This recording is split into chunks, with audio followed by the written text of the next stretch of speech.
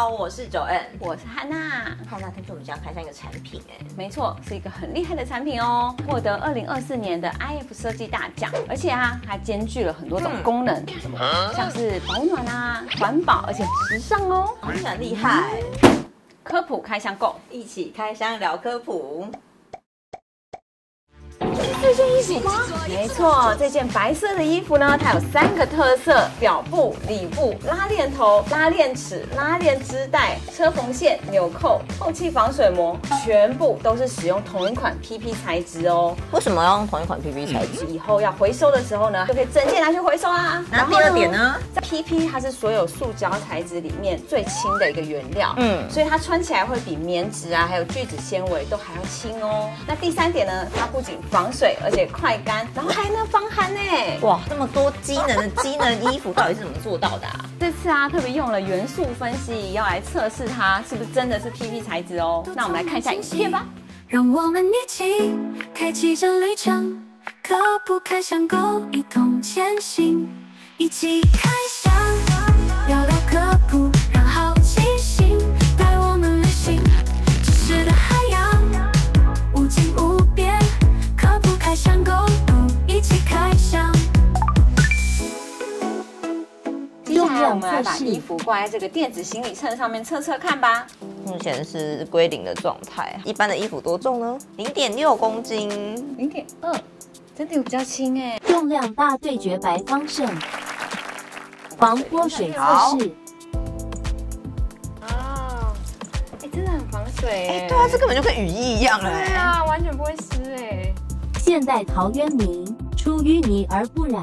哇，这次我们特别请到台塑公司的专人来为我们介绍这件衣服哦。先前听过衣服可能是纯棉或者是麻的，我很少听过用 PP 聚丙烯来做衣服，这样是一个什么概念呢？PP 因为发展大概有20几年做成衣服它有很多的优点，很轻，又保暖又不吸水，分子链是很长的，不容易断裂。目前 PP 是公认全球最环保的石化纤维材料，加工需要的温度不用那么高，相对它的碳排放一般的纤维少了40到60%。那因为PP 它只有碳跟氢的组成，所以它拿去燃烧也不会像其他塑胶一样会产生毒气。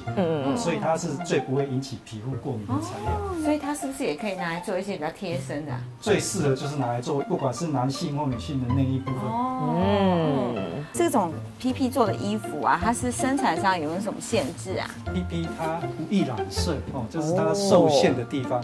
所以如果要染色上色，我们必须经过技术的改质去突破它，明度跟透明度、饱和度会比较受到限制。外界的成衣厂比较不受青睐，因为它如果要做成各式各样的颜色去搭配的话，很难去跟上流行跟时尚。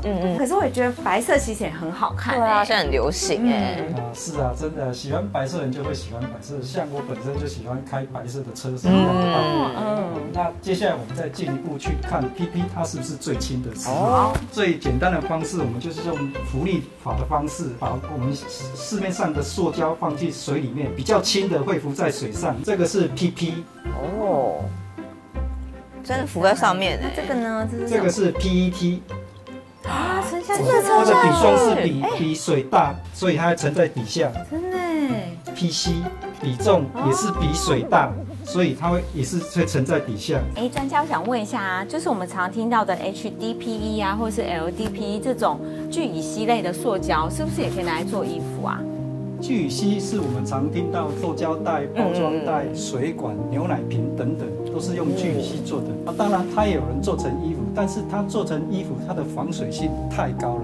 防水性高，穿在身上，它透气性就变得不好，影响我们穿的舒适度。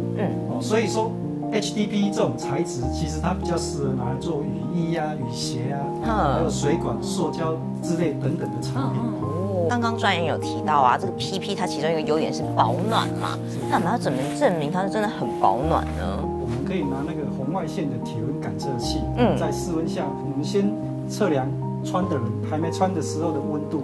等一下再请 Hannah 在穿完之后半小时，我们再测一下你的温度，看是不是可以维持原来的身体的温度。哇，保暖温度相差1点多度哎，可见效果非常好哦。现在就由汉娜来测试看看温度的变化吧。那我刚刚听说，就是它的车缝线是不是还有特别设计过呢？是的，因为我们 PP 在车缝的时候，其实它是很容易断裂的。为了这个，就经过特别的去设计、去 modify， 做成了比较低摩擦、高耐热的车缝线。车缝起来之后会比较不会断裂，而且会更牢固。也因为这一项的设计，我们为台塑公司在德国慕尼黑国际体育用品展拿下了成衣类的大奖。哇，得奖耶！这么厉害的衣服啊，那它在防水、透气跟保暖上面啊，跟很有名的 Gore-Tex 有什么差别啊？其实我们这件衣服它也是跟机能衣是一样，它有分外层、中层跟内层。它外层是100%的 PP 的纤维，它比较可以防水。那中层的部分就是它有一些微多孔的薄膜，可以让衣服保有透气、比较舒适的功能。那内层呢，同样是我们100%的 PP 纤维，比较可以保暖。接下来我来总结一下这件衣服的一些功效。第一个，止轻、防风、防水的特性，提升它的舒适度。它是一件可靠的机能衣服，所有的部件都是 PP 做成的，所以我们旧衣回收的时候不需要去特别去分类。这个是我们做这个衣服的特性。接下来就是它的生产过程，它的碳排是比一般纤维是低很多，大概低了40到60%。开发这件衣服是为了站在环境友善的角度，去制造。那这个概念也希望能为所有衣服品牌的产业起到启发的作用。希望能与下游的厂商一起努力共创美好的未来。没错没错。那我们这集的科普开箱购就到这边结束啦。那对任何这件产品有任何问题呢，或者想看我们开箱什么，都可以留言给我们哦。没错，那我们今天就到这边啦，大家拜拜。